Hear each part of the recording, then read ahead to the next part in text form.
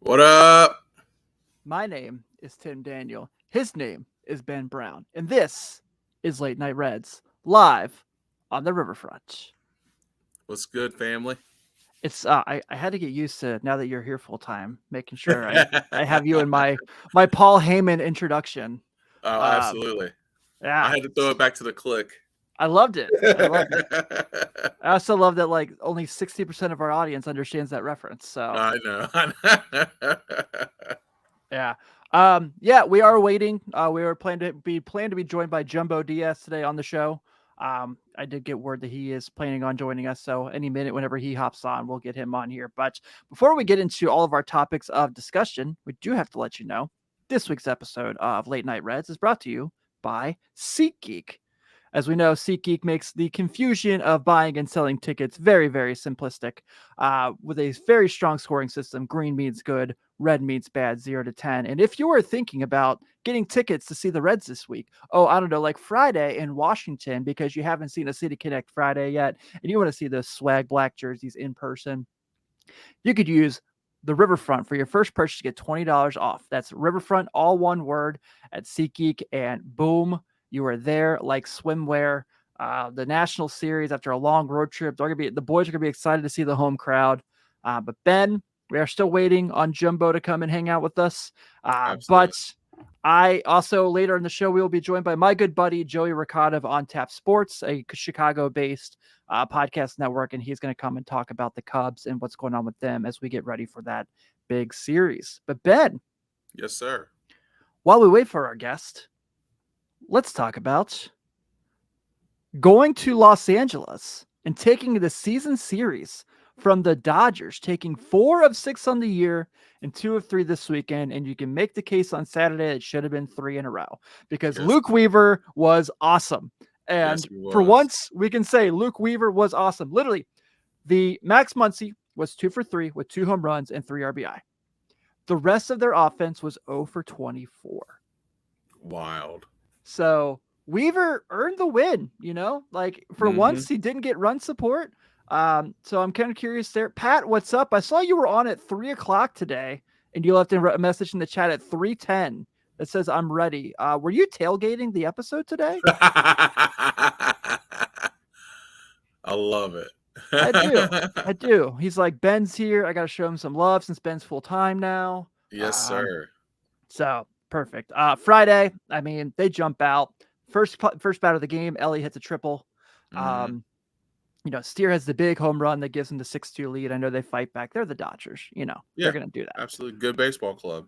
Yeah, absolutely. And then today, Nelly. How about today? I know that was wild. So I guess they're still waiting on Kershaw to get back in a few things.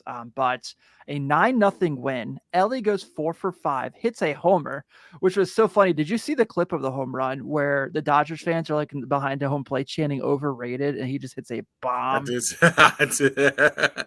Yeah, that popped up on my Twitter feed or whatever it's called now, X or whatever, on my X feed, whatever Musk is doing with the thing. But yeah, it's popped up on my feed, man, and it was incredible.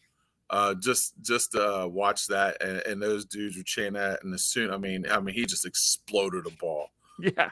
which was incredible. Which he hits balls very hard, very far. Yes, he does.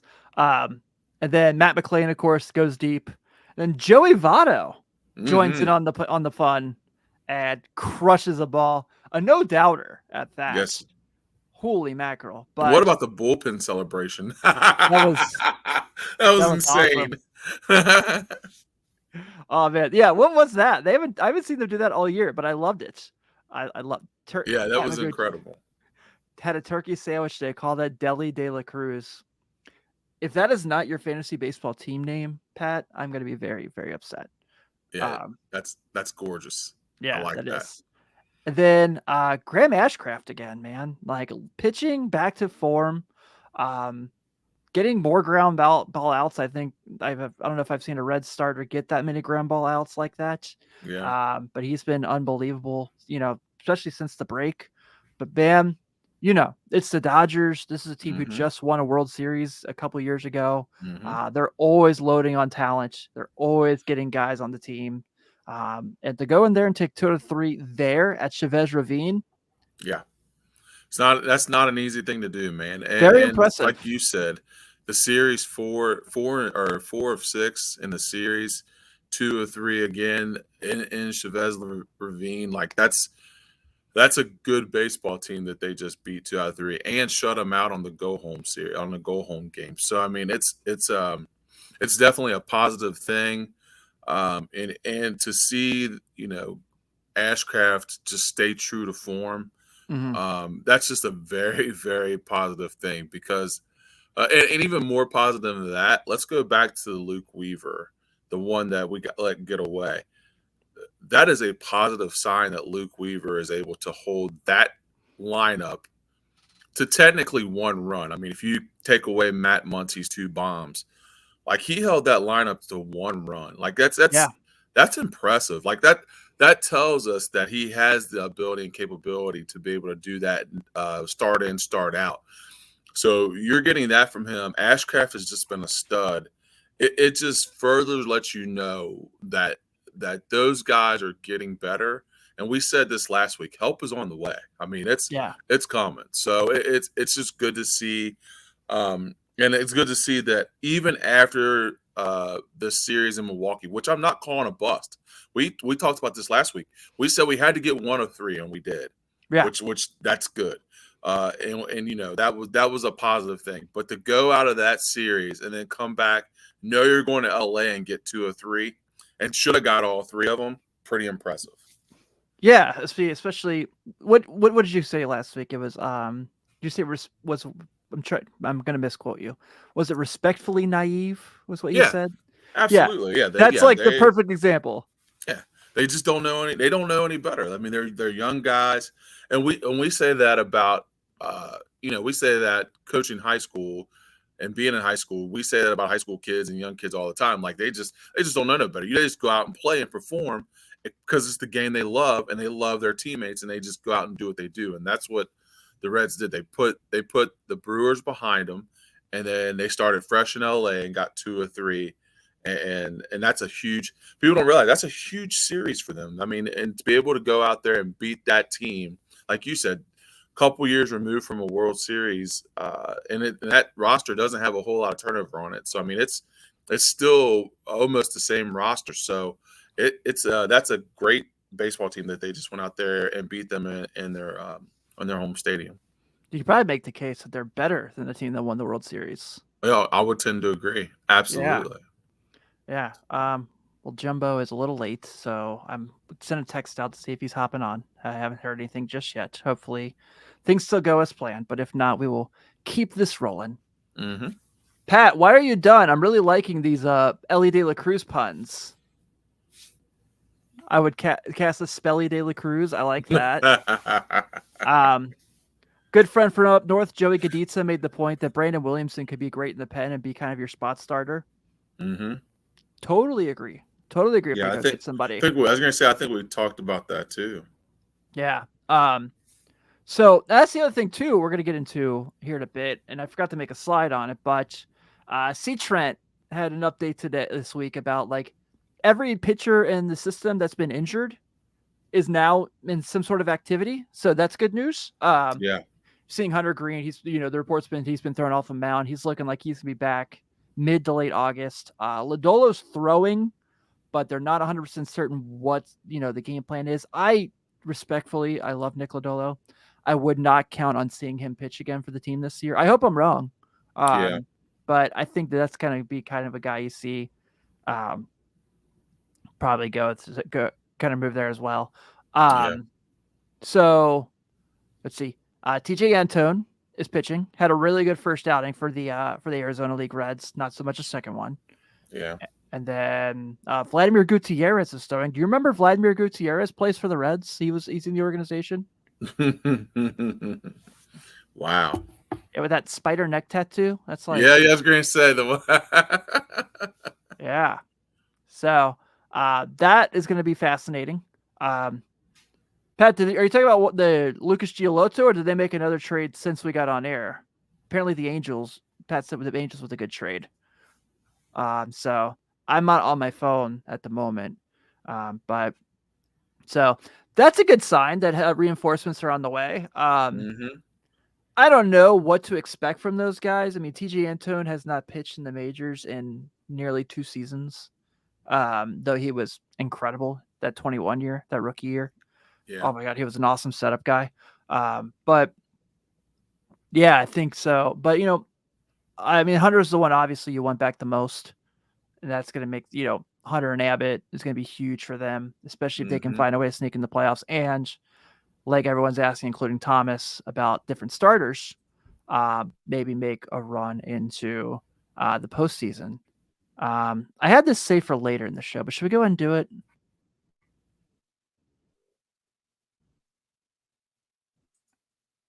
Ben, did I lose you? Up, up, up. I think I got you back. There we go. All right, we're good. All right. So this is a conversation that's come up the last couple days on the Twitter verse All right. when it comes to the Reds. Are the Reds a fit for Justin Verlander? Has been a conversation that's been hopping around. And this has been a very interesting conversation. So per Jeremy Booth, the Mets are getting aggressive interest from Verlander. The Rangers, Dodgers, Astros. Well, you could probably take the Rangers out of there now. Dodgers, Astros, and Reds are potential landing spots, and Verlander must approve any trade. There's no trade clause. The Reds' ask is said to include 2022 first-round pick Cam Collier. I have said on this show, I love the prospect of what Cam Collier can be in the big leagues. I think he has so much talent. He's a great player, but he's playing in low A Daytona. If that's, a Collier, Jonathan India kind of thing, I'm not against that. If you can go get Justin Verlander, who you're going to have for a year and a half, kind of play that Joey Votto-esque role. I just saw the trade pop up. Okay. So I'll have to look at that here in a second. Play that Joey Votto-esque role for the rotation. For all those young guys that Joey Votto's doing for the lineup. I think that's a win-win. Have him pitch game one, in the playoffs if you make it and you have a game of Great American. I would. I don't know if I know a lot of people might disagree with me, but last I checked, all these prospects are great, but the thing that matters the most is major league wins and losses. So I'm in. I would do it. I don't even like. I honestly, I don't even hesitate. Like that's it. Like I think that is such a positive get for not only just for our rotation, but for just for the team morale. Like if you know you got Abbott, you're going into a playoff series. Abbott, Verlander, and Green. Like, like, sign me up. Like I mean, like I don't think that there is any question that what he brings not only to the physical part of being able to pitch, but to the mental aspect of the game. The guy's a World Series champion. He's a Cy Young winner. He's a guy that could only make your staff better by being on it. I think that you have to, if you've got the opportunity to get a Verlander, you've got to do it. I think that's like you said, he's got what do you say, a year and a half left on his contract. Mm-hmm. I mean, I think I think you have to do it. I think you've got to throw your hat in the ring to try to bring in a guy like that. Yeah, I agree. And I'm trying to see if I can find my tweet the other day because I looked up how he's pitched at GABP in his career. Spoiler alert, it's incredible, obviously. But let me check this real quick because the stats were pretty fascinating. Granted, he's pitched majority his whole career minus this tenure with the Mets in the American League, so it's not like he's pitching here every week by any means. But let me see. Okay, so his career at Great American Ballpark. Opponent's batting average with balls in play, 244. Opponent OPS, 673. 24 strikeouts to 6 walks. And he's only given up 3 home runs at Great American Ballpark. Wow. Yeah, I did. I know. That comes with a grain of salt. He pitched the American League with the Tigers and the Astros, so it's not like he was here all the time. Right. But, I think a lot of people seem like he's an interest. Thomas Pruitt asked earlier about Blake Snell or Josh Hader. Blake Snell, Yeah, if they can't get Verlander, I'm all in on getting Blake Snell. He's been tremendous since May. I would absolutely love to have him. But Verlander has been freaking Verlander basically Right. since yeah. Had a Right. couple first bad starts, and then it's And been then pretty he's awesome Justin since then. Verlander. Right. Yeah. Let's see. So currently he's got an ERA of 3.24. And I expect, he's gonna be pretty awesome. Well, 3.24 going into today. Yeah. And you know, this prospecting is great. You build a foundation. They've done it. Nick Kral's done a fantastic job of that. None of us are going to deny that. Hmm. I absolutely love everything he's done. I hate losing Luis Castillo. That part sucks. But Yeah. that's the one I would like to have back. Not that I wouldn't want to have, Noelvi Marte by any means, or whoever it Yeah. was they got that Seattle trade. But Castillo's the one that that's the one that Right. hurts. Well, especially you look back now, you know what I mean? Putting him in this rotation, Mm-hmm. like that's the one where you're like, gosh, dude, if you have him with a healthy Hunter Green and what Abbott has given us now, I mean, like you're sitting in a really good spot. That's not even to mention what Ashcraft's done since he came back from the Yeah. IL. What like Ben Lively and Brandon Lively's Williamson are been giving well. them. Yeah. Yeah, Yeah. yeah, And then you absolutely. can move Williamson to your long reliever spot starter. Then you can do that and feel comfortable with it if you got 4 or 3 really good starters and 2 solid starters behind them. Yeah. I think my closing argument on this, and I'm sure we'll talk about it quite a bit through, the next few days, is if anyone's like, I would not go get Justin Verlander or Blake Snell because I don't want to give up prospects. Did we forget Mike Minor pitched about 26 games for the Reds last year? Hmm. Like, do you guys remember that? I know this year's been really fun, so we've blocked a lot of last year out of our We blocked, brains. as Chris said, we blocked a lot of that But out. Mike Minor pitched a lot for the Reds last year. Well, So on top of that too, like we have prospects, and I like I said, I love having the prospects, sure, but we've got enough pawn pieces to be able to do things now. Like yeah, we've got plenty of prospects, so if we have to move 1 or 2, it's okay. Like I'm okay with that, especially to get a starter. If you get a Blake Snell or a Verlander, and you move a couple of the prospect pieces, like I think you have to do that. I think you yeah. have to do that. Thomas Pruitt also asked about um, Josh Hader, and I love the talent of Josh Hader. So of course I would love to have that guy at our bullpen. Hmm. Um, I do not like him a whole lot as a person. From everything that's been shared about him, Yeah. seems like kind of a weird dude. Um, and I think we've had enough of the. Actually, I'm not going to compare, guys. That's not fair. Okay, we've had enough of the Matt Latoses who are just very fun to be around in the clubhouse, right? Yeah. In Trevor Reds history. Bowers. Well, that's a different story. But yes, But it's yes, sad. I mean, it's the nice, great guys in the clubhouse, fun guys, but it's like like that only yeah, gets you so far. yeah. Um, And something to be said about team chemistry too, right? Like that's our team that's what chemistry this team is doing. yeah, it's Yeah. immaculate. Our team chemistry is immaculate. So yeah, there's something to be said for that as well. Um, One name that's been popping up quite a bit I really like is apparently the Reds are in on is Eduardo Rodriguez from the Tigers. He's Mm, been lights out. yeah, Would absolutely love to have him. That's another guy where if you can't get Verlander, you can't get Snell. Yeah, yeah. for sure. So this Angels Rockies deal. Randall Grichuk's a guy that I really thought a lot about for the Reds for next year as a platoon bat. Really, really like him a lot, even though he played for the Cardinals for a long time. But this is a hell of a deal for the Angels. Hey, shocking. The Angels are not trading Shohei Ohtani. Can you believe it? No, really? So Randall Grichuk and they got CJ Crone in this trade? Holy moly. For Jake Madden and Mason Albright. They got CJ Crone in this trade. Wow. Man, How about the Angels being like, we've got Shohei Ohtani. Maybe we should try to make the playoffs. Right.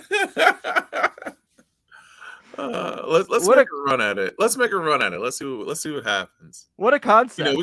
we got a guy that throws 100 and bats 60 home runs and steals 30 bases. I mean, let's try to build a little bit of something around him. Yeah. Let's see what happens, right? Give him a shot, Yeah, let's see if he can carry us too. Yeah. I don't know if they're So, getting Trout back or not. I hope they are. I think they will. I think they That's right. will. You have Mike Trout in our fantasy league, so you keep up with this. Yeah. Oh, absolutely. Yeah. I think he'll be back. I think they said the thumb was or the wrist was like 6 to 8, maybe. So I mean, you have 6 to 8, and then he'll have a couple rehab starts or stints. So maybe like late August, maybe. Yeah. So Pat mentioned If they Jose Quintana, hmm and I like him a lot. Obviously, I think he'd be a good fit. But I laugh at it because if you remember, like when we first started our baseball league, like 12 years ago, everybody like at one point during the season would have Jose Quintana for 2 or 3 yes. starts because he was like, he's guaranteed 6 or 7 innings. He's gonna Yep. give like 2 or 3 runs or less. He's a quality start and 6 strikeouts every time. Yep. So everyone would be like, "Oh, Quintana's like a spot starter for me today. Nice spot Yep. starter for this guy in And 5 we would days." pick him up every freaking week. Somebody would.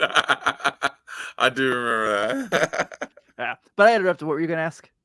So with India going on the DL, he's on the 10-day, right? Yeah. Are they? Do you think that they'll still try to move him before Tuesday? So I guess I just saw something right before we started recording, where you mentioned Jerry Dipoto from the Mariners was talking about. I guess they were linked to India, but he doesn't believe he's necessarily available. And that stuff came out earlier in the week, like you talked about, where would they shop India? Mm-hmm. I don't know if it's necessarily even the IL stuff that kind of deceived. I think the Reds really don't want to move him unless it's just Yeah. something that's just going to really be like we talked about, like one of those top end starters. Mm-hmm. I certainly think they like him enough to where they don't want to have to put him in like a situation like going to Detroit. Right. Yeah. San Diego, yeah, maybe you can see that situation. The Yeah. Mets, that way his dad doesn't have to tape his games and he can watch him play live. Watch him live. Yeah. Yeah. And I'm indifferent about it, man, because I think he makes the most sense to be the guy that is moved, but also I love the heck out of him. Like I absolutely love him. Yeah. I think that they're not where they are without him. I know I batting wise, agree. that's probably That's not what true. I was going to say the exact same thing though. He has had a lot to do with the mojo of this team. Yeah. America's team, Captain America. Like he's had a lot to do with having those young guys rally around that theme and that the Viking hat and the cape. Like he's had a lot to do with a lot of that stuff. So on that sense, like I would hate to see him moved because I do feel like he's a big part of the fabric of this team. The issue will be getting him at bats and figuring out because dude, you look at McLean and Ellie in the middle, dude. Like that's just you're talking about 15 years of just solid. It's like when you had Morgan and Concepcion and it's just years of just it's just like years of consistency, right? Like you look at it now. Of course, baseball is a business, more of a business now than is, but like you have those guys set for the next at least 10 years if they wanted. I mean, it's your set infield. You've got 2 guys that hit for power and average, 2 guys that can steal bases, 2 guys that can be Gold Glove infielders. Like so, and not that LA can't play third because he can, but he certainly can. Right, like that. It's not that you can't play third, but it's like in that sense, you put those 2 in there, you can just set your lineup to those 2 and forget it. Yeah, absolutely, man. I don't know. The more I watch Ellie play third, the more I'm like, maybe we just keep him there. And his arm is so strong. Like he's Yeah. a guy that if you hit the ball down the line, you're still not going to be safe. Like Nope. he's going to throw you out. Like it does not matter. So yeah, it would be cool to see him play third.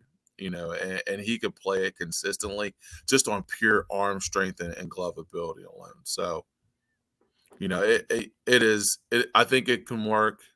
I like those two in the middle because I just feel like they've got a special chemistry. Not that India isn't good at second, don't get me wrong, but Yeah, and obviously the Noelvi Marte or whoever between the yeah, Marte, yeah, Arroyo, Collier group makes the big league team. yeah. So that's there too. Um, Leon Phillips made his AAA debut this week, Oh, starting. okay, He was pretty damn good. yeah. Yeah. So, Prospects, man, prospects. See, that's what I'm saying. Like we've got we've got prospects in it, and if we've got to move a few, I think we'll be okay. hold on. Joey just said Josiah Gray. Did the Reds just get Josiah Gray? Is that what's happening here? Huh? Hold on. I'm on the Twitters. Or is it just a name you're throwing out there, Joey? Because this happens every time we record a show, and oh hey, Tommy Pham's apparently gonna get traded. Who? Fantasy football slapper, Tommy Pham. Oh, okay. Yeah. Okay, I don't see any reports of a Josiah Gray trade, but I do see Justin Verlander is trending. Oh. If it says I Kate, guess the fans gave him a standing ovation today, so they're figuring he ain't gonna be there. And he's got 250 career wins. yeah, 251 would be awesome against the Nationals next week. Man, It it sure would be. It would be outstanding. Have him pitch Friday, so he makes his debut in a City Connect jersey. Oh, Tim, don't. All right, we're getting ahead of our skis here. I got to reel it back in. But now I got to look up City Connect jersey with Verlander on the back of it. Let's see how that looks. Photoshop it. Photoshop it. Hey, Yeah. let's wish it into existence. Let's do that. Absolutely. Let's talk about the Cardinals real quick because somehow this thing has happened where the world went on the opposite of its pattern, right? Where it tipped upside down. And the Reds are in first place in the Central, and the Cardinals are the team that are cleaning house. So today, the Cardinals make two trades. They trade Jordan Hicks to the Blue Jays to get a couple prospect pitchers, and then they make a deal with the Rangers, which the Rangers just adding everybody. So Jordan Montgomery and Chris Stratton going to Texas for Takota Roby, John King, and Thomas Agsy. And first off, like Mo said when he was on the show a couple weeks ago, this had to happen at some point, right? Like the Cardinals had to be bad at some point. They were due to be stinky. Yeah. But also, heck of a run, though, dude. Heck of a run. Heck of a run. Jeez. Absolutely. Give credit where credit's due. But also, apparently they're not done selling. So, well, Miles Michaelis obviously got suspended this week for throwing at someone at the Cubs. Classy move. And then I guess there's reports that Jack Flaherty is on the market as well. So they said they're not selling Arenado. Obviously, they're not going to move on from Goldschmidt or Arenado, yeah. But I guess their idea is kind of like the Reds. They want to kind of do what the Reds did, where they got all these prospects who are just about big league ready, so they can bring them all up at once and try to compete immediately. I don't know if people necessarily understand how hard that is and how lucky the Reds are that this worked out the way it did. But yeah, you are not lying about that, because sometimes that backfires. The Reds are extremely lucky to be able to play as many rookies as they have. Yeah. And have the success they've had, because that has gone the other way a lot of times. So yeah, it's at some point, like you said, the Cardinals were going to have to make these moves and do make these trades and try to run with prospects because they did have just an immaculate run, for the last decade or so. So, to see them have to do this and trade away guys and get prospects and try to rebuild. You just hate to see it, Yeah, it's bound. It was bound to happen. It was bound to happen. Couldn't happen to a nicer group of I was gonna guys. say it took a little longer than we wanted, but it's finally happening. Yeah. Just kind of, but I talked about this just on socials. I think I texted to you probably. But if you look at this recent history of Cardinals trades, they have been disastrous. Look at Mm-hmm. the Randy Arozarena trade. Look at the Lane Thomas trade. These are awful trades that Oh yeah, look terrible for them.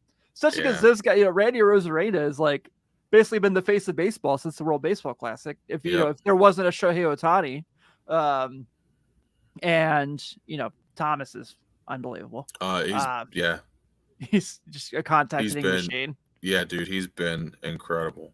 They signed Wilson Contreras, who his first day there gets in a presser and says this is a far better organization than the Cubs, and has been garbage since then. Terrible, Yeah. terrible. Well, hey, guess what?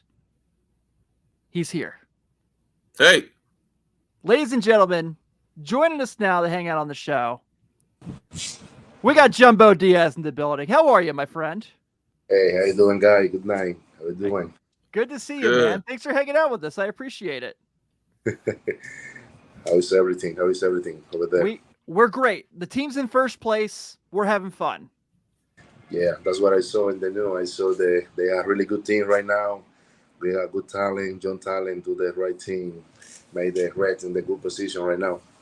Yeah, absolutely. Well, we're so stoked to have you on. I know I got to know you a little bit in your time here just because of mutual friends. But it's cool to have you here. And when I told people you were coming on the show, the first thing everyone wanted me to ask you about was not, going through the minors as long as you did or any of those things. It was about the Cleveland bullpen baseball incident, where apparently a ball flew. Can you explain this to us? Yeah, that's like we have a game in Cleveland. I remember Johnny Cueto. He was in the game. They go to the bullpen. Jumbo, get ready. You go to the game. And I threw the pitch to the catcher, and he missed the ball. The ball goes straight to the field.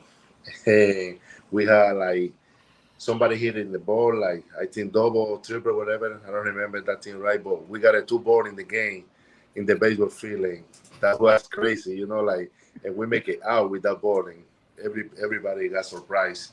And they asking, where's the ball coming from? That ball coming from the bullpen. I was warming up that time. That's awesome. Yeah. Good times, man. Once again, thank you for coming on. My question to you is being a major league pitcher, and I've always thought this because my kid played baseball. Um, being a reliever and a closer to me is one of the hardest things to do in baseball. How do you mentally prepare yourself to come in and shut down an opposing team for those last 3 outs consistently on a consistent basis, night in and night out? Hopefully, if your team is winning. Yeah, like when you got that position, when you got that role, like you have to be the zero man or closer. You got to be prepared like 100%, because the other guy tried to get the game to us, like when they started go 7 inning and you got the 8, you got to be like, I say, I got to go do my job because my partner, he throws 7 innings. I want to do my thing, get the game to the closer or whatever. But I'm prepared, the best way, like I say, I go over there, try to get the first hitter out. You know what I mean? Like try to throw a strike, attack the hitter. It's the right way to do your job when you have that role. Because if you go make a make a good pitches, maybe you got paid for that. And I try to have it fun when they got that situation. If I got it closer, if I got the 8 inning, I try to go over there. I say I'm the best in the mound. I try to do my thing and help the team win. That's the best way you get ready for do that team. Yeah, no doubt, man. I the reason why I ask is because like I said, I think that job is the hardest one because everybody knows that you're the guy coming in to close, and most closers have 2, maybe 3 pitches, and they're trying to get people out with those 2 to 3 pitches every single night, or hopefully if your team's winning every single night. So I always think that the closer is the hardest spot, man. It's because you have to be consistent every night. You have to be on. because like I say, everybody waiting that 3 out for finish the game, go home happy with the win. Yep. That you have like 32,000 people in the game waiting for that 27 out. You say, okay, I made it. I made my fan go happy to home, my teammate happy, and that's right. You gotta be like 100% focused to do that thing every day. You go in the mouth like, okay, my friend like made the game to get ready for save. Absolutely. Yeah. So obviously, one of the cool things about your story is you went through a long time in the minors to get to the big leagues. You're a second round pick, and you went through a few different organizations. But coming to Cincinnati, everything started to come together. We see, you come up through the leagues. You had a great run in AAA Louisville before you get called up. What was it about Cincinnati that kind of clicked where it was, the organization for you that made the most sense and made you get the best out of you to become a big league pitcher? Like you say, I'm spent like 13 years in the minor league, like waiting for one opportunity to be in the big league, like. And I signed with Cincinnati in 2013, and I do a good job in AAA. And I know got called up that year because I remember that year they go to the playoff. And I tell him to my agent, I want to sign it back with Cincinnati. I think I have opportunity over there. And that year, after the season over, I get back to Dominican and start working hard my body. Like I say, I do my thing. I pitching well. I got to save. I got a hold. I do everything right. But my body not help me a lot at that time. And I say I got to do like something different to show then I can be in the big league. And that's what I do. Like coming in the off season, working hard. My body like drop like 70 pounds when they show up to the spring training. Everybody got surprised. I'm down like up to 347 down to 278 when they go to the spring training. Everybody got surprised. Say, hey, what is Jumbo? I say, I blessed that Jumbo at home. Now I'm skinny Jumbo. And as I make that decision, I feel like more opportunity come to me. Like I go to the spin training, my velocity, I show and then I can compete. And they say, you don't make the team, but I want you to go back to AAA and keep focused. Like the first decision we're gonna make is gonna be you. And I say, okay, I'm a little sad, because I'm doing a good job in the spring training. I don't make the team, but I say I don't want to put my head down because I have my mind every time. Remember, Jumbo, you spend like a lot of years in the minor league. If you spend one more year, nothing happen. Keep working hard, keep my head in front, and I go back to AAA that year and kill the league, like pitching well, like throw hard. Everybody say, what are you doing here? Why you not go to the big league? I say, I waiting for my time. And thank God that opportunity, and I get that call in June 20, 2014. And I say, that's the price I pay, like for being a lot of time in the minor league and waiting for the opportunity. And I want to say thank you to the Red because they trust me and give me the opportunity to be a major league player. Yeah. So you make your debut against the Blue Jays. You actually face former Red Deoner Navarro as your first big league strikeout, who was like a very nice like slap hitter. Um, Take us to that moment, man, because like you said, you went through so much. Two Tommy Johns, being in the minors as long as you did. You get the call, hey, you're going to Cincinnati tomorrow. The interview with Jim Day is pretty well known when you report to the clubhouse. But man, that moment when they say you're coming in, you're going to get the pitch in that game. What was that like for you? I tip my heart like go out to my jersey, like my heart really so hard because when the phone ring in the bullpen, they say Jumbo, warming up, you go to the game. I remember that day, Mike Lato was the starter, and we faced like Toronto Blue Jays that year. That team they had a lot of Latin players. They had a lot of home runs before the All-Star game. They put some record because they hit like 150 home runs before the All-Star game.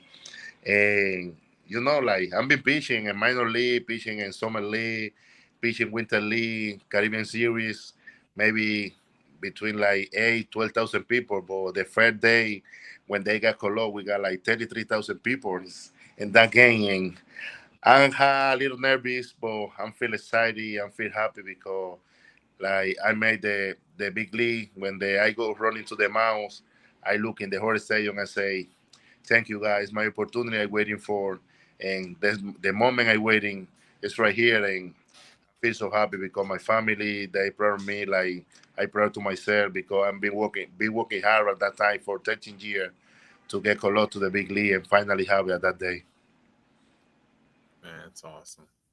That's really cool. So, in an interview, CC Sabathia, who was a bigger dude like yourself, said he lost all this weight, but he felt like he lost velocity. Now, you said you dropped 70 pounds. Did you feel like that had any effect on your velocity or your pitching ability? Because he said he had to gain the weight back so that he felt like himself. So did you feel that way at all, or were you good with the weight loss and your velocity stayed the same and all that stuff? When I drop that 70 pound, like my velocity keep like the same, because I'm be like working hard, but I not drop the pound like crazy, like I have a plan. I say, okay, I gotta do my cardio, I gotta do my weight, I gotta do like a lot of agility for drop the pound, but I wanna keep strong. I remember one time when I was with the Dodgers, like at age like 18, 19 years old, they say to me, sorry, they say, we want you to draw some pound, we want you to draw some weight. And they put me like eating healthy. And at that time, my velocity go like from 98, 99 to 90, 89. And I say, I don't feel that good, I don't feel strong. That Wow. happened to me when I was young. And I say, if you want to be a pitcher, and I tell him, I don't want to drop my pound and go like 80, 91, and then you say, oh, you not do the thing we want, and we're gonna release you. I say, if you wanna release to me, like release me like a big dude, but throwing hard, you know what I mean? Hmm. But I'm go back, take my way back, my velocity go back like 98, 99, and I've been pitching in the minor league for a lot of years with my way, like, but I feel I gotta do something to make to the big league because every time pitching in double A, triple A, I put good numbers, but I no got the call because my body not help me at that time. And I say I gotta do something smart, put everything together, draw some pound, working hard, and show them I can be in the mountain, compete in the big league level. And that's what I do in 2013 after the season over in Triple A, and working here in the off season, play winter league with the Toros. In 2014, when they show up to the spring training, like I said before, everybody got surprised because I go bad. Like when they throw my first bullpen, I throw like really hard, and they see Jumbo want to be in the big league, and they give me the opportunity to pitch in the big league with the Cincinnati Red. So we often hear about like the differences in. So you obviously in your time with the Reds had a couple of years where you pitched with Aroldis, and you often hear about like Aroldis would have the guys who would sit for him, like a Sean Marshall, who was more of like a hit his corners, throw about like have the big breaking ball. But it wasn't often he had the right-hander that would throw 100. Then you bring in the left-hander that throws in 100. So can you talk about like the difficulties you guys gave guys as 8 and 9s when you would come in games and just like, well, I got to get used to this righty throwing 100, and now here comes this lefty throwing 102. Yeah, for us it's not that hard because we got to go to the mountain. They got to be ready, But I feel like for the hitter, like it's gonna be a little bit difficult, Like when you have like pitcher throw the hard with the both side, like me when they come in sometime the 7 or the 8, and then I already coming like throw so hard, And sometimes we got the pitcher in the 7 throw like 92 through 95, but who got like very good breaking pitch. You know what I mean? I remember that time we got like J.J. Hoover, we got like Jonathan Broston, Harold Chapman. We got a lot of guys. We got really good bullpen with the good stuff. And when the hitter, they know they come into the last part of the game, they say the gas coming like Jumbo and Chapman. And I feel great because I had that ability to throw the ball hard and do a slider and take the opportunity and do the thing with the Cincinnati Red. You also had Ricel pitching with you, so that also wasn't fair Right. either. So Ricer is really hard because Ricer like he throw like 97 to 100 too, but he throw like different side for the eye. oh, that slider's nasty. Yeah. Yeah. sometimes he coming like over the top, sometimes he coming on the down, and was crazy. He got like the fastball with movement, and that slider was nasty. So I do have to ask this, kind of continuing the Chapman conversation, because as a fan who went to so many games in that time frame, ninth inning when Chapman comes out, they play the Rage Against the Machine. He runs out the gate. It was always so cool. What was it like as a player when you just threw the eighth? You're like, you did your job. You go and you're sitting in the dugout and out the rest of the team, and you see him running from center field to the bullpen. What was that like? Kind of an adrenaline rush for you guys too? Yeah, like I say, when you got the call to the bullpen and you come into the mound and you make your 3 outs, like you say, okay, I do my job, like open the door for the closer, and he gonna come in closer, like that makes us like excited because we do it our job and we're gonna push for them. Okay, I do my job. Now I want my roomie do the job and like finish the game. We go home with the win and the fans go happy to home. You know. Yeah, absolutely. Well, go ahead, Ben. I'm sorry. No, go ahead. I'm Uh, just I'm just listening, man. It's good stuff. you know. So I think as someone who played for the Reds in the 2010s, I would not be doing our listeners any service if I didn't ask. Do you have any good stories of playing with Joey Votto? Your brother, play with your brother is like really fun because I play like when they play AA with the Dodgers. I remember I faced Joey Boro, and I think they was in Chattanooga, Mhm. and I faced him, and he gave me a double at that time, long time ago. And a couple years later, he come and play Winter League in Dominican Republic. And then when they signed me with Cincinnati, like I was in the minor league. And my first year when they go to the spring training, big league spring training, I go to the clubhouse, and feel so excited because my first time be in the major league clubhouse was in 2005 with the Dodgers. Like I have like Eric Gagne, Jeff Kane, Matt Kane, Andy LaRoche, a lot of guys at that time. And after, like maybe 10, 14 years, and you go back to the major league clubhouse and you stay with Joy Boro, Jay Brew, Saul Cosar, and all the guys like so excited for the rookie. I played like a lot of years in the minor, but I was the rookie in the big league. And Joy Boro say, Jumbo, uh, you ordering us play baseball.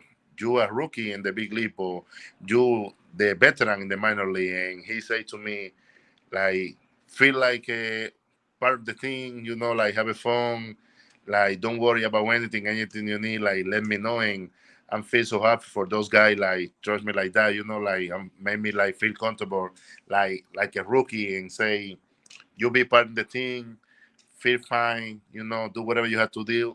When you got the call, you do your thing and have a fun, and that made me like more comfortable to do all that stuff when they got the call to the bullpen. There was one game your rookie here, and I made the mishap when I sent you the questions. Because there was one game. I don't know if you remember it. So you come in, you pitch against St. Louis, and I think it's one of those games where you have to get like I think you threw 2 innings. It Yeah, was, and you were lights out. Like I don't, everything was just clicking that game. I'm sure you knew when you were coming through the system, the rivalry of the organizations at that time. But coming into that game, facing those guys, that's when Yachty was a really good hitter, and obviously Pujols is gone by that, but they have the guys like Berkman in that era. What was like, do you remember that game, kind of going through that matchup and kind of getting those guys out perfect like that? yeah, I remember that game. Like I say that's the best game I have in the big league. Like throw to winning, like get 5 strike count. We got they come in the tie game the night. I faced like those hitters. I got the first inning. I got fly out to the center field. Billy Hamilton catch the ball like over the Oh, wall. that's right. Yeah, and then I'm strike out Reynolds and somebody else, and I get back to the next inning and strike out Dominican shortstop Peralta.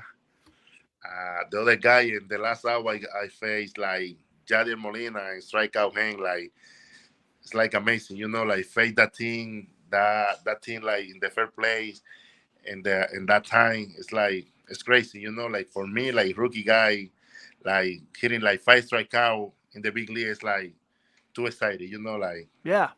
yeah, it's my best game pitch in the big league and in my whole career. Is that one you kept the game ball from? Huh?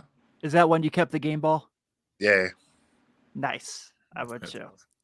awesome. Well, my last question I have before we get you out of here, man, we're so happy you joined us. So you had kind of a unique experience now since you've been on the majors. You've pitched in the World Baseball Classic and the Olympics. Yeah. Didn't you face Todd Frazier in the Olympics in a matchup?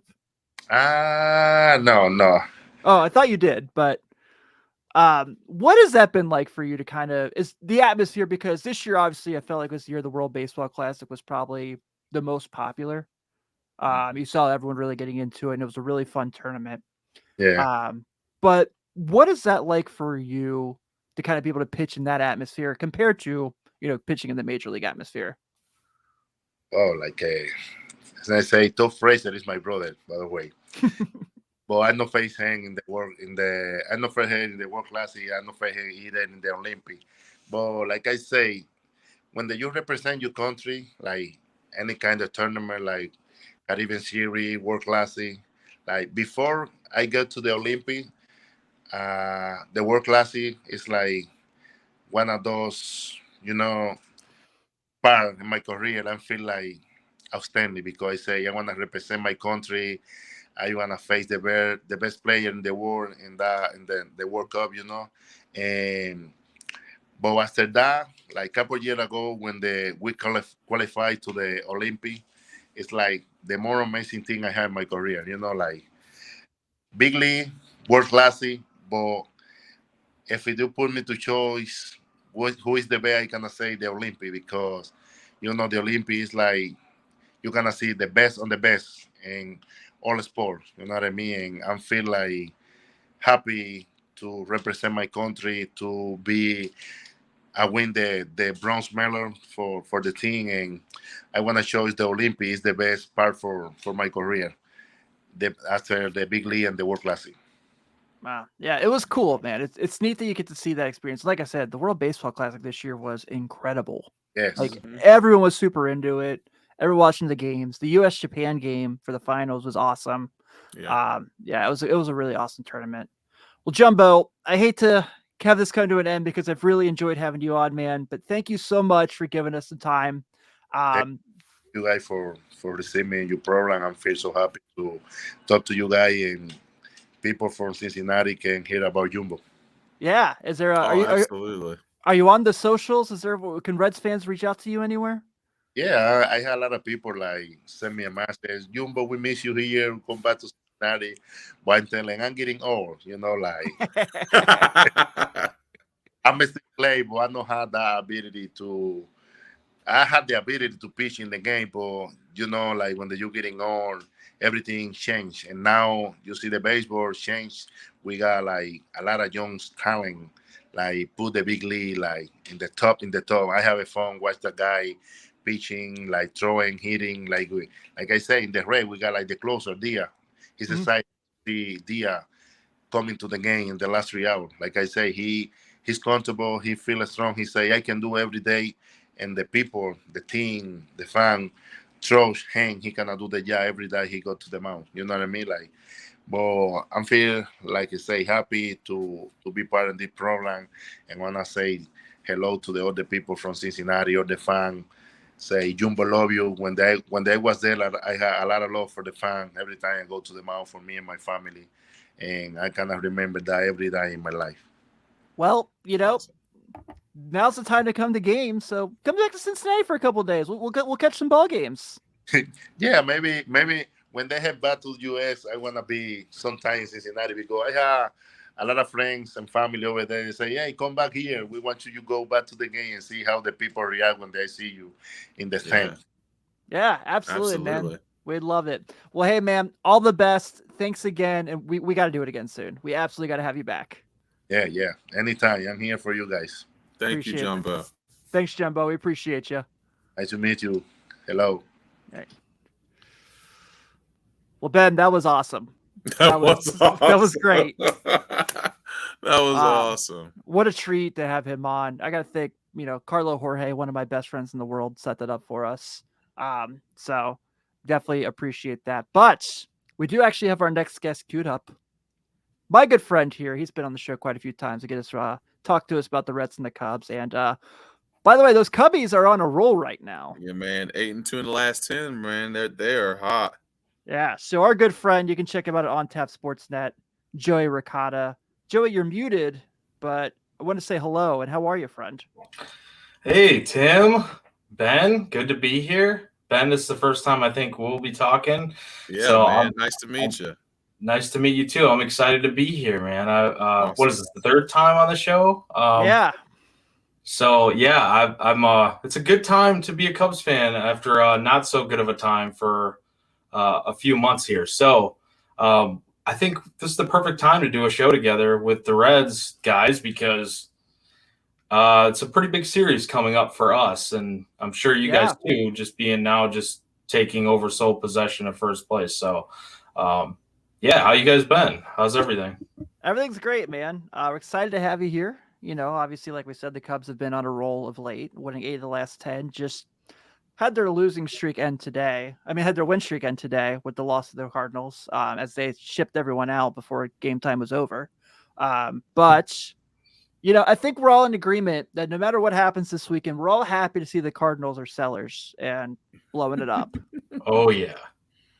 Anytime you can get the Cardinals to completely tear it down, which doesn't happen very often, if ever. It's a beautiful feeling, especially when it's happening during the game. Today, right. Unfortunately, it's like, oh yeah, well, see ya. Just pack up your flight, pack up your stuff, get on the flight. Mid-game, as the Cubs just took care of business against you. As we've talked about before, that is the one team. The Reds are in interdivision, and you don't like the Reds and blah blah blah because if you're a Cubs fan, but the Cardinals, we can always mutually agree on that we absolutely despise the Cardinals and that fan base. So, it was great, man. 8-game winning streak snapped today. I saw you guys took care of business against the Dodgers, which is awesome. Not for us, but it's awesome for you guys because that's exactly what you needed to do today. Yeah. Well, let's talk about the Cubs to this point because, like you said, it was a little up and down year. The conversation has changed quite a bit with this team. So right now they're 53-52. They're 4 games out of first. They've won 8 of 10. Their run differential is insane. It's crazy. Yeah. So it comes out this morning that they take Cody Bellinger off the trading block. Shocking. I don't know. He's only hit like 7,000 home runs at Wrigley this year. Sounds like Marcus Stroman also will at least be with the team through the season.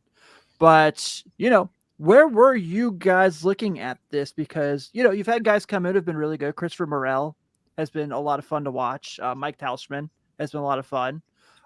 But, were you kind of thinking, because let me backtrack this real quick. I said that if I could find a team to be 81-81 this year, it would have been the Cubs, because where they were strong, they were incredibly strong. And where they struggled, where they were weak, it was very, very glaring. So what has this year been like now, watching this team kind of put a little bit of a run together and seeing, also, keeping a former National League MVP who's a really good defender? Yeah, I personally want them to lock up Cody Bellinger for a long time. Absolutely. I don't think that's a hot take. I don't think anyone else in Cubs land isn't thinking the exact same thing right now. They're all screaming from the rooftops. The problem is, as everyone knows, Scott Boras is his agent.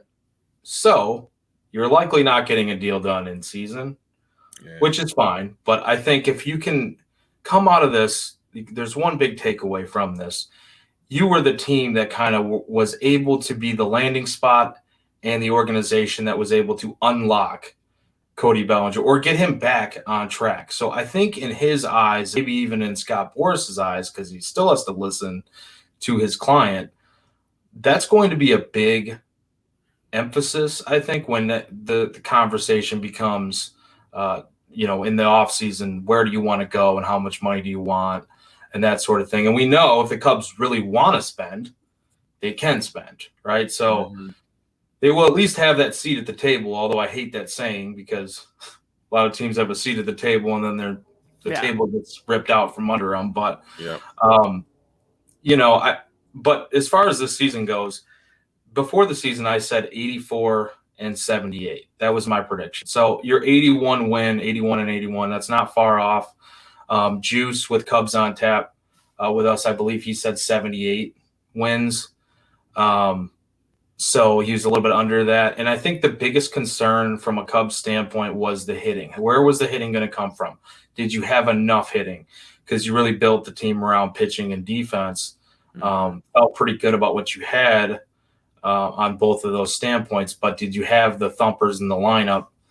And that's been an issue for the most part going throughout the season until recently.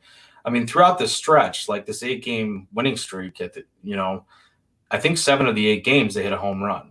So it really goes to show you when they start hitting home runs, they can win just about every game because of the pitching and the defense. And a lot of that, like you're talking about with Mike Tauchman and those guys, great plays defensively, and Nico Horner and Dansby up the middle for defensive purposes.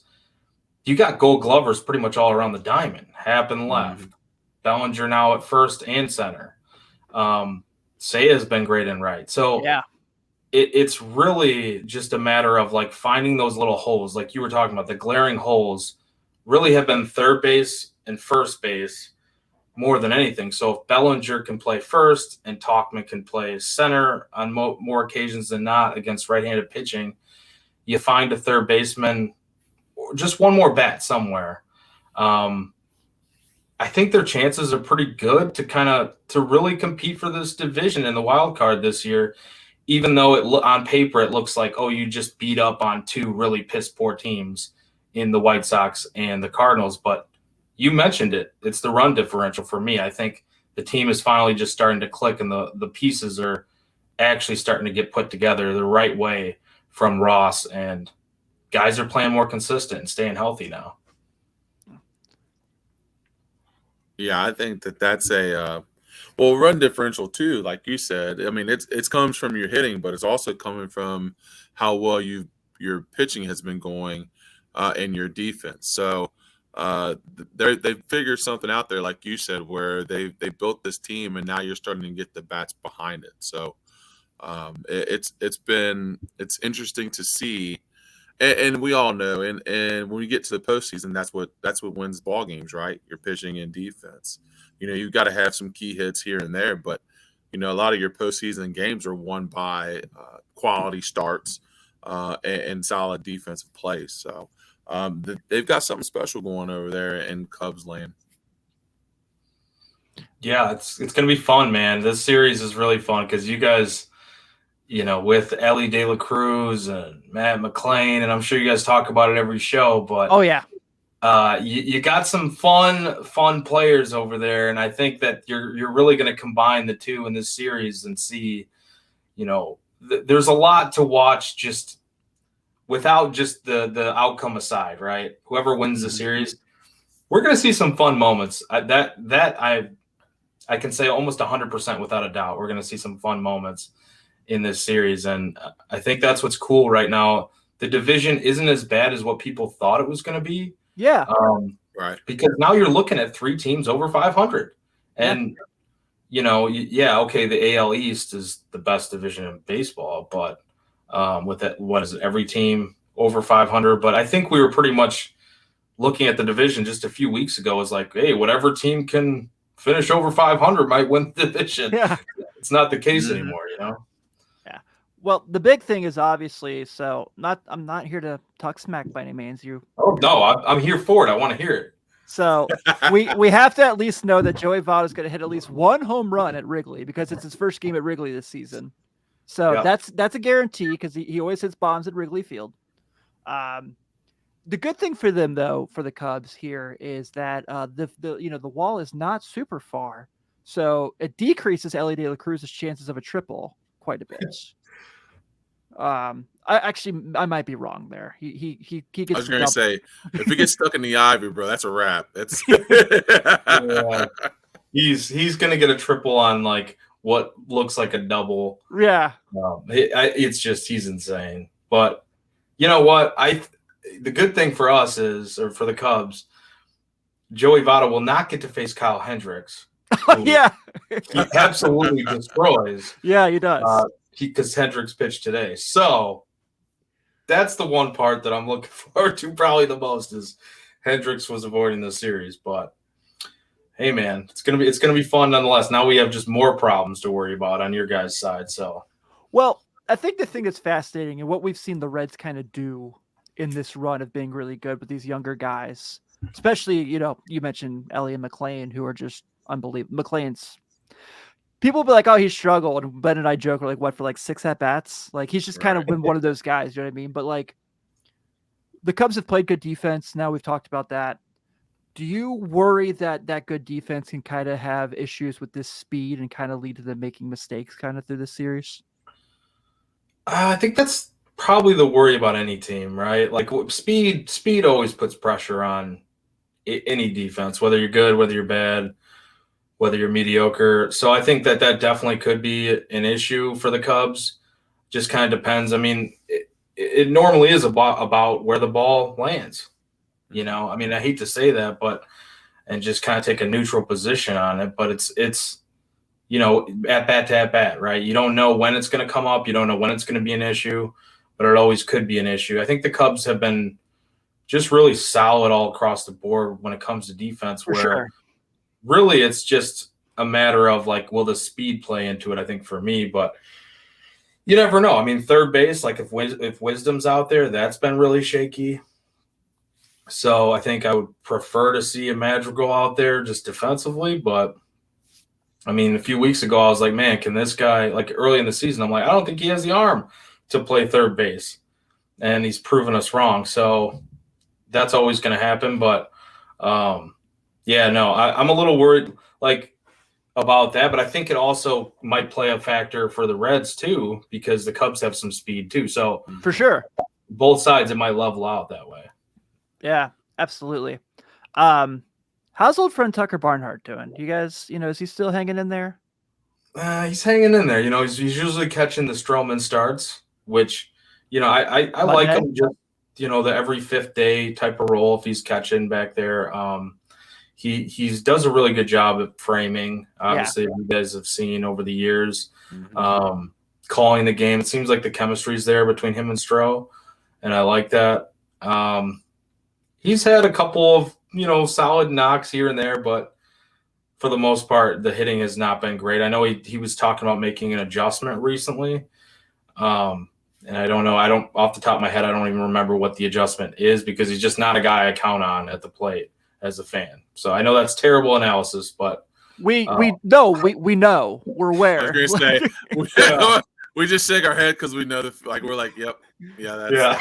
That's so Jan and Miguel Amaya have been pretty pleasant surprises this year behind the plate. So if Barnhart wants to catch every fifth day and just continue that kind of trend with Stroh like he's been doing, I'm totally fine with that. That's cool with me. Yeah, and so you mentioned Stroh, which I believe is tomorrow's. Is it Abbott versus Stroman tomorrow? Starter, yeah. That's good. Yeah. Oh, that's a fun matchup. It's Stroman Abbott. That's good stuff. That's gonna be fun. Yeah. Talk to me about Abbott. How impressed have you guys been? Under 2 ERA, he's got a quality start in just about every outing. Like, tell me what the vibe is in Cincy among you guys, among the fan base. Like, what are you guys feeling about him? So obviously, when Lodolo and Green were hurt, there was a lot of concern. Ashcraft wasn't pitching very well at the time. So you read about him. You knew that he was from UVA, so he had a lot of really good experience pitching in big games in college. And he was lights out in AA, pitched 6 starts there, goes to AAA, has 6 starts, he's lights out. So you're like, oh, cool, this will be exciting. I think he'll be really good. I didn't think he'd be, second in pitching WAR in the National League since he got called up. Yeah, and I think that he's, with the injuries to Lodolo and Green, he's brought some stability to our rotation. So he's a guy that's there that you can rely on every start to go out and give you a quality start, to give you, you don't need a whole lot of run support. And he's a guy that you can put on the mound and feel like consistently he's going to give you quality every single time. So. Yeah, Scott, one of our listeners, said here, if Abbott was pitching for a big market team, he might be the Cy Young favorites over Spencer Strider. Woo! I wouldn't go that far, No, but I you're do think he'd be in the conversation. I Yeah. definitely think he'd be in the conversation. Yeah.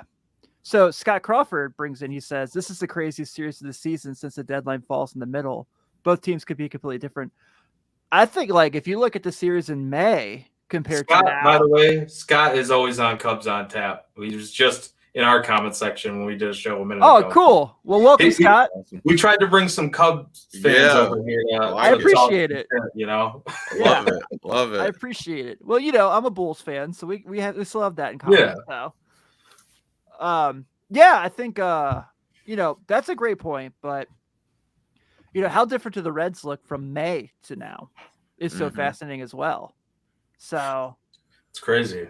When the Reds went on their run, man, it's not that you didn't see the talent kind of coming through the pipeline and the trades that you guys made and the deals, just the acquisitions from some of these guys too, but I was a little surprised with some of the aggressiveness with Encarnacion Strand and some of these others. I wasn't expecting to see them when you guys started calling them up, but and then how do you predict that, right? Like Ellie could easily come up and just struggle and go back down and need more work and then need to come back, and Abbott too.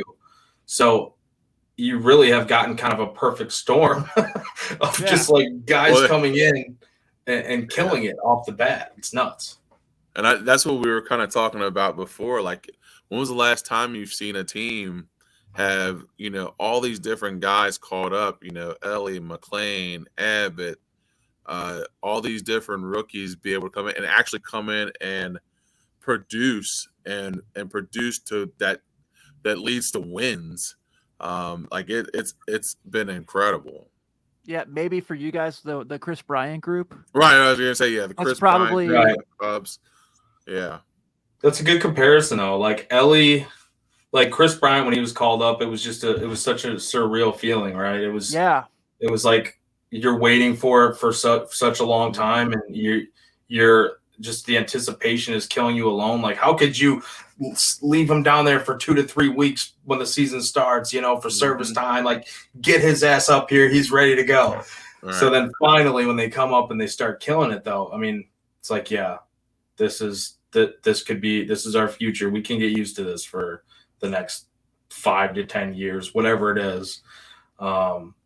It's a really awesome feeling as a fan, I think. And makes you feel better about like tracking as much, I don't know, like every fan is different. Every fan tracks on a different level, or like they don't pay attention to minors, they do, or they, only pay attention to their team and they don't pay attention to the rest of the league, or some of them do, but it's like however much time you've invested in your particular team, you feel vindicated, or you feel like the payoff, like it's worth it when you get these type of players and your team starts playing well, because it's like, thank you. I feel like I should be rewarded for my hard work here, sitting in front of the TV.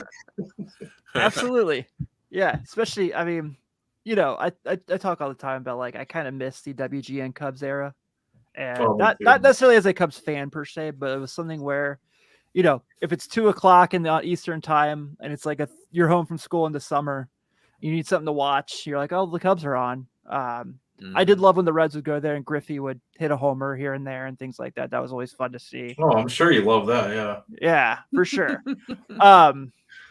What were your thoughts? First off, I know you don't miss him because he's obviously having a fantastic year in St. Louis, but did you laugh when Wilson Contreras said that the Cardinals are a better organization than the Cubs, and then has been dog crap since then? A little bit. It's hard not to.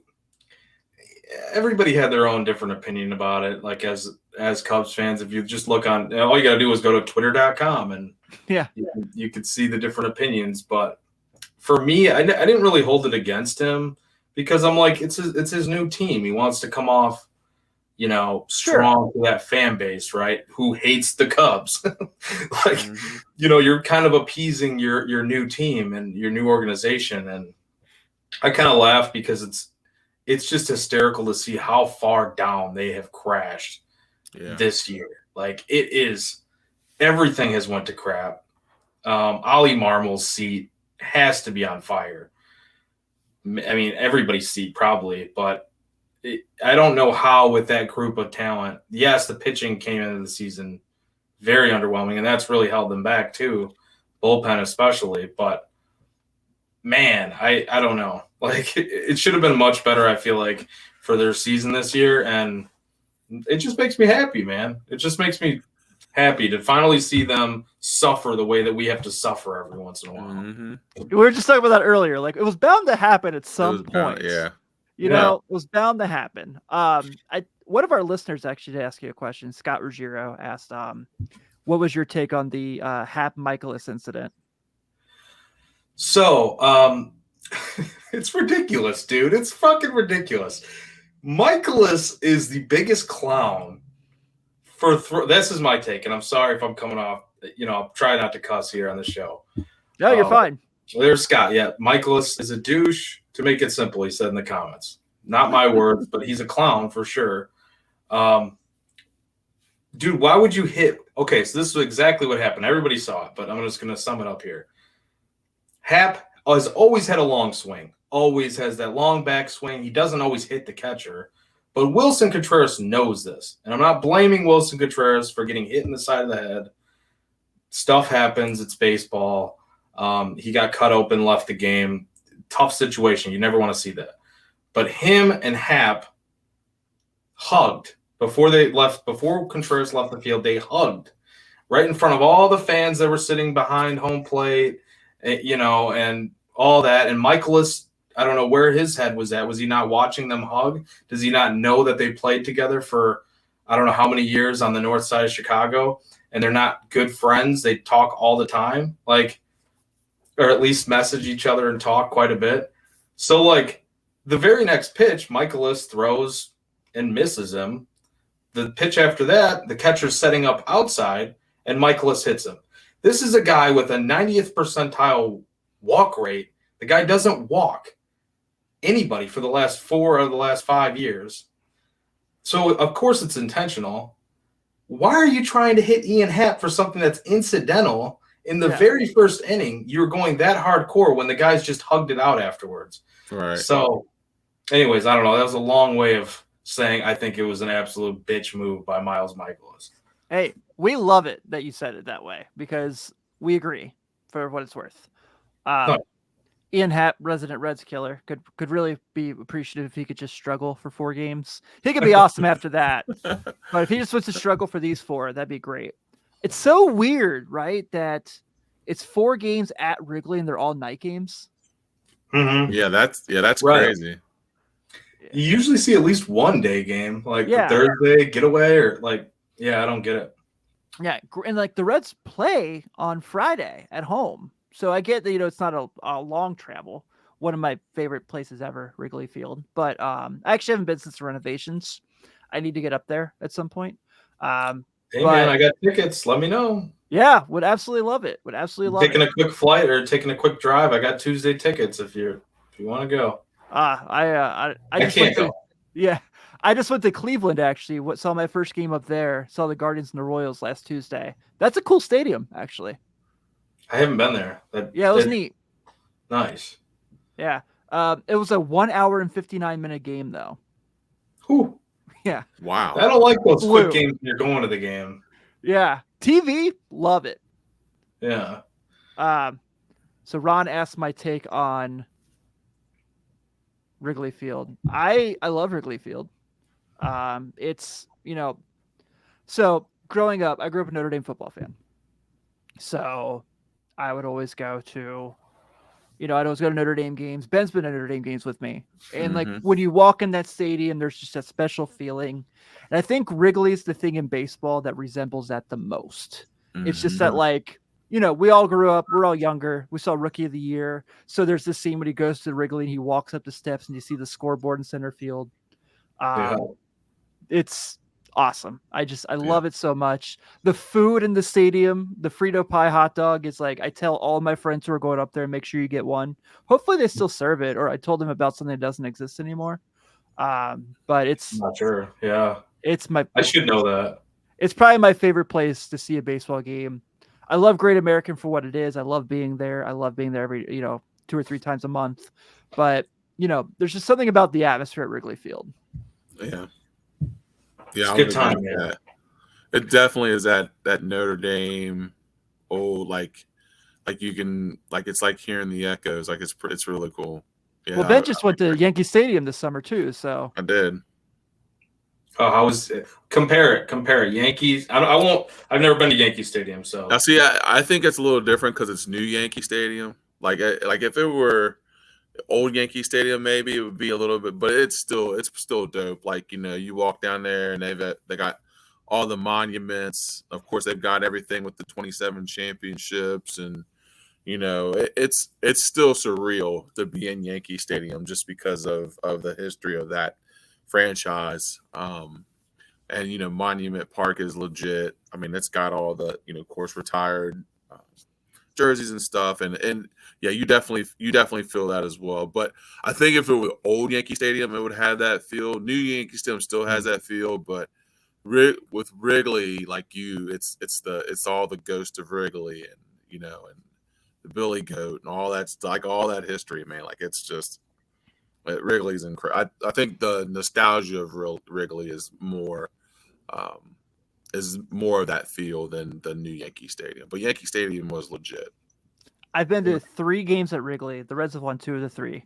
But the one I went to, and I went in 2012 because I was following the team a little bit because they were about to clinch the Central. I was like, I really want to be there if they clinch in Chicago, or I really want to be there when they clinch in Cincinnati. They came back and clinched against the Dodgers. But Alfonso Soriano hit the hardest freaking home run I've ever heard in my life. I was on the third base line, like 8 or 9 rows up at Wrigley. And mind you, the Cubs were not good at this time. So this is one of those years where they're really, the record's not great. It's like September. But, fans still go to games because they love it. And I think that's awesome. I absolutely love that. So, mind you, this is a meaningless game for the Cubs. The Reds are up like 5-1. And Soriano just hits this bomb. And it was like you thought that they just hit a walk-off to clinch a playoff spot. And I love that. I absolutely love that. Yeah. It was awesome. Fans get into it there, man. I'm one of them. But, yeah, the bleachers are like nothing else. Anywhere you sit, it's just, you got to watch out sometimes. Some days are crazier than others. But really, for the most part, people are just cool with you there. You go on the south side of town, Chicago, and somebody might try to jump you in the bathroom. That happened to somebody we know recently. So that's scary. Yeah, that's scary. North side, they're pretty cool. And like you said, it's the nostalgia. So I mean, I need to make it to Cincinnati though. That's my mission, to kind of go out there and watch a game with you guys, because I've never been to a game at Cincinnati. That first Friday in September, they had the doubleheader. Maybe. Let's talk about it. We'll talk about it. Yeah, we'll absolutely would love that. Particular names, with the trade deadline coming up. I know now it sounds like the Cubs are kind of leaning. Obviously, they took the 2 biggest things they had off the market in Bellinger and Stroman, and rightfully so. They should have, just to see if they can make a run this year. Are there names particularly been linked to them? You talked about the White Sox are apparently linked to moving a few of their guys. Tim Anderson's been a name that's come up a couple times. Is there anyone in particular you can see as a realistic target for the Cubs? Yes. So Jeimer Candelario with the Nats. Oh, that would be great for them. I think that's a real target. I think I don't know if they're willing to pay what it's going to cost to acquire him, but he would have the 3rd best OPS on the Cubs if he were on the Cubs right now, behind Belly and behind Morel. Plays great third base defense. I think he would be an absolute fit. He's a former Cubs prospect. He was with the Cubs. So, yeah, I kind of like that. Ron's here in the comments. Ron Luce, by the way, who's with On Tap. I thought I noticed the name. Yeah. Yeah, we just did a show before hopping on here. I'm like, dude, I gotta go. I'm sorry. I cut off out of there pretty quick. And he had to finish it up there, but he must have did his own. I think he did his own preview of the Cubs Red series. But yeah, which, by the way, he wants me to talk to you. Yeah. We got to get you on our podcast for Thursday if you want. But you Would can love tell to. me if you're free. Yeah, would love to. All right. Well, then there you go. See, Ron, you got your answer here on air. Making things happen. Making things happen. I don't want to wait because I'll forget, So, but no, yeah, I think Candelario would make a lot of sense. Depends on what they're willing to pay. Jed Hoyer and Carter Hawkins there for prospect pedigree and rankings. I think the left-handed relief pitching market is definitely something that the Cubs need to tap into because they really don't have a good lefty. Brandon Hughes was supposed to be that guy this year. He's dealt with all kinds of injuries, or he's just been on the IL pretty much all year. So right now, the rumors are like they've been linked to having interest in David Bednar. Oh, yeah. From the Pirates, who's not a lefty, but I would absolutely love that move. That would probably cost a top 10 prospect, hands down, in our system. So I don't know how I feel about that. But I would love David Bednar. Aaron Bummer is another guy from the White Sox, left-handed relief pitcher. He's really good, but I guess the White Sox are saying he's off limits and they're not going to trade him. Why is he off limits? I have no idea. He's a relief pitcher, and you're not in a winning season. So Right. I don't really understand that, but that's what sort of the word is. Mets left-handed pitcher Brooks Raley, I would love to see them kind of look at. A couple other guys here, like Detroit has some guys, but they're controlled through like 2028, 29. So I feel like the cost there might be a little bit too high, but we've seen a lot of deals in the past with the Cubs and the Tigers. So Yeah. just kind of putting together pieces there in my head of potential teams to trade with. Like a Jason Foley could make sense or someone like that. Colorado, I think, honestly, the most realistic thing is we're going to end up trading for a guy like Brad Hand because I believe it's just a rental here, if I'm not mistaken. He's not that great, but he's a guy that might be affordable. I think Brent Suter would be the best option as far as lefties go, but I know he's going to come at a cost. So how much do they want to buy? I kind of still prefer the soft buying route this year because, yes, the streak has been great. The run differential is great. I do think they can contend moving forward this season, but I also don't want them to mortgage all the work that they've put in to this farm system because I'm really high on a lot of the guys in the farm system. I think next year could be one of those really special years and, maybe the next 3-4 if you don't sacrifice everybody in that system. So I would like to see maybe a Brad Hand or left-handed pitcher, and we'll see. I don't know, Jamer Candelario. I don't know. What are you guys thinking for your Reds this deadline? Well, you kept mentioning left-handed relievers, and this is why I was preaching once the Reds started getting hot, I was like, call Kansas City, get Aroldis back. Just put him there ahead of Alexis Diaz. That's your 8th guy to go in the 9th. No one's going to get a hit on them. And look at him now. He's freaking awesome in Texas again. He's kicking ass. He's like Aroldis Chapman of old, just about. He changed his mechanics back, and he's like striking people out again. I'm so mad about it. I'm so irritated about it. But I have been pitching a lot of Justin Verlander as an option for the Reds because they really, until Hunter Green gets back, they really do need that top end starter. And I guess they've been linked to him and Eduardo Rodriguez from Detroit, and Blake Snell has been the 3 names that have been coming up quite a bit the last couple of days. So I would love to get a top end starter. I think that makes a ton of sense for them because especially a guy like that, if you can get him to approve the no trade clause, because having Verlander and Votto with all these young guys to kind of help them be professionals, I think helps so much for a team that already has excellent chemistry. Those aren't guys you have to worry about ruining that. Mm-hmm. But you mentioned Brad Hand. I think he would be a great guy to have in the Reds bullpen because their bullpen has been good, but I also feel like it's like 2 pencils held together by a rubber band where it could just break at any time because I still don't trust anyone there besides Alexis Diaz. That's kind of, yeah. We're similar situations, I think.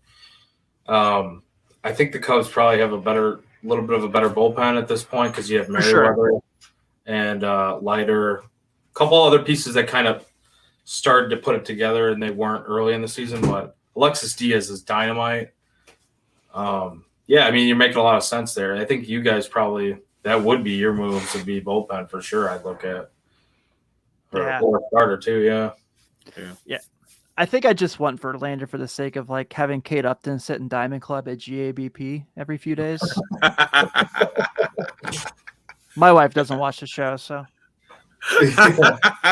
Hey, maybe she'll join. You know, you never know. I was gonna say, man, hey, you never know when she's gonna pop on. Oh, I meant join for dinner. You know, I don't know. yeah. Oh yeah, It's true. That's All it. All right, so I feel like this series is destined to be a 2-2 series, doesn't it? Does everyone else does anyone think it goes the other way? 3-1 Cubs. 3-1 Cubs. You have to say that though. You have to. Yeah, it's Cubs in 4. Yeah.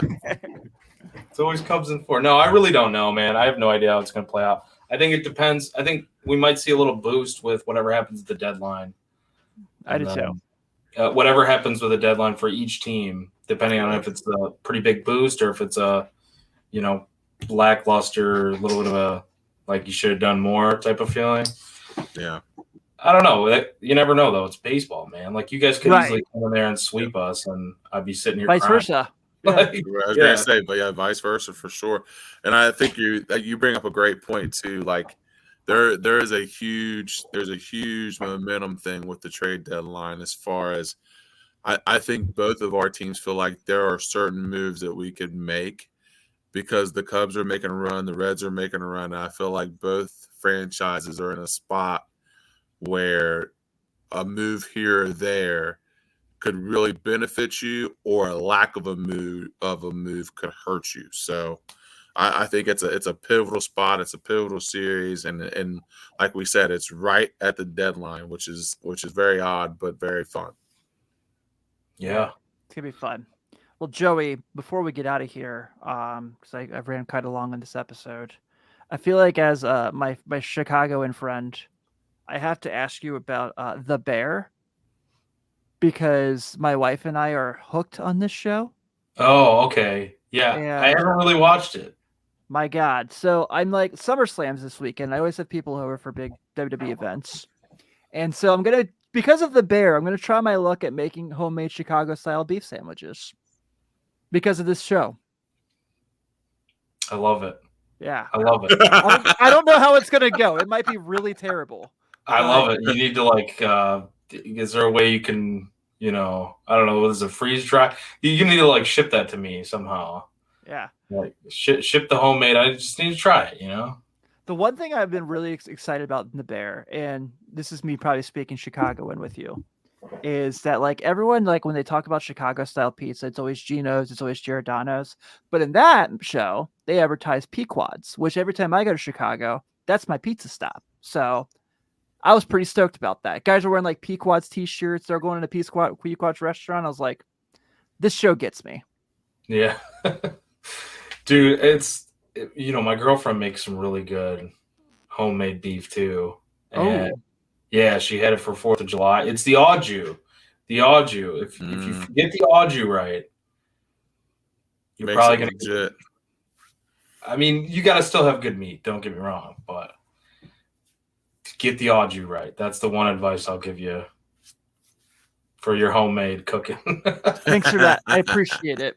Yeah, because it's since we had a baby, we don't go out to eat as much, so I just kind of been making more food at home. So this is now, yeah. I we actually just got a couple hours away from us in Indy.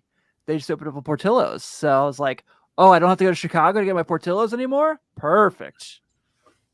I feel like Ron is making fun of me in the comments here about au jus and au jus. People say au jus. I don't know what he's saying. Maybe I took that the wrong way.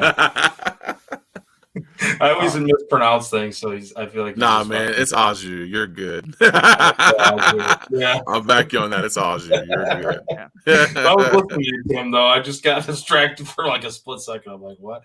It's weird how I can see your guys' comments too, and I'm used to pulling them up on our screen. Yeah.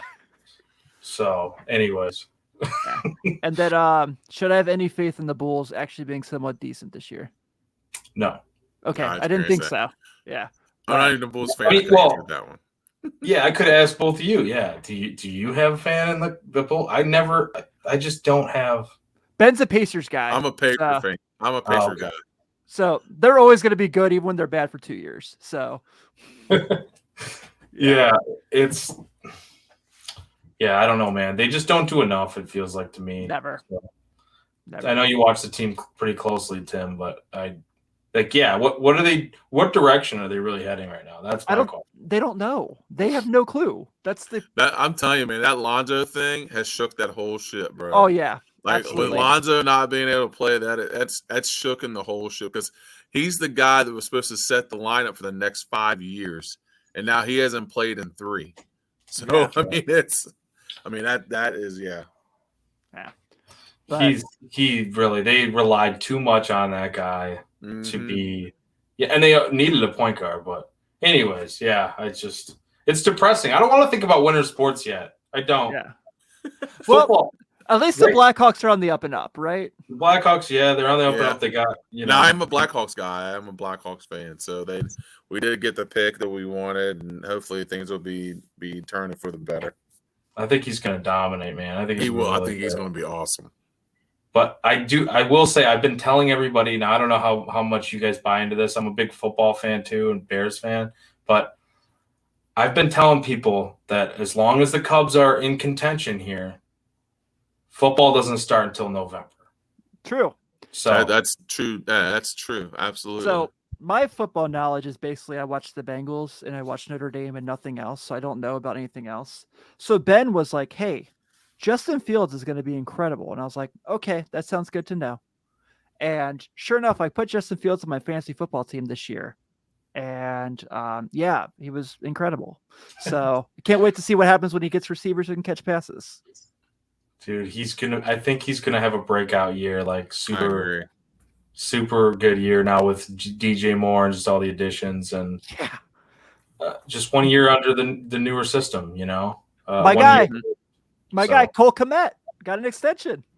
Cole Kmet, yeah, Notre Dame guy, dude, he killed it last year, breakout. Yeah. So, I know. That was always fun because I had them both in fantasy football. And when people would like block the run, like for the run, he would just like float it to him. And I was like, 12 points. Yep, Yeah. that's all you gotta do. Yeah.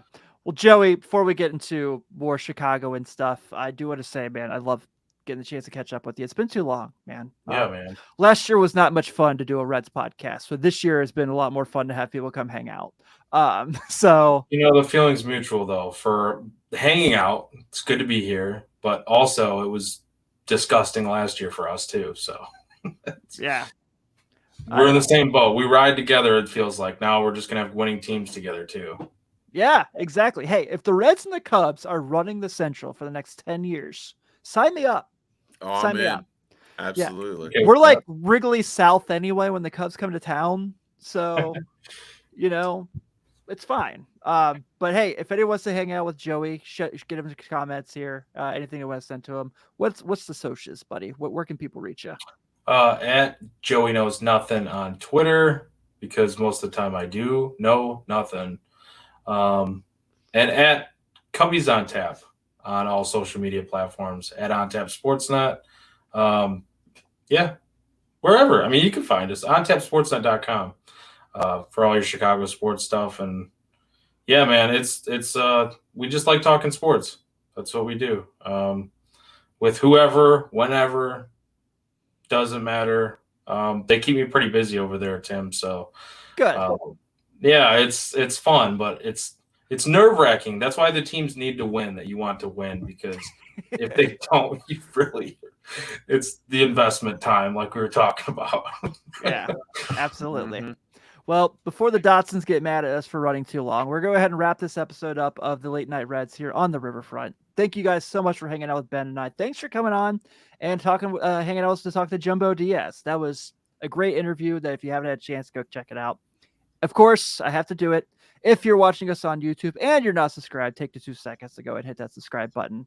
It goes a long way for the show. If you're listening to us on your podcast app of choice, make sure you give us a nice solid 5-star review. Help out our buddies at On Tap Sportsnet. Give some Chicagoans some love because they give us some love as well. Absolutely. Check us out on the Riverfront on Thursday nights. Everyone have a good night. We will talk to you all soon.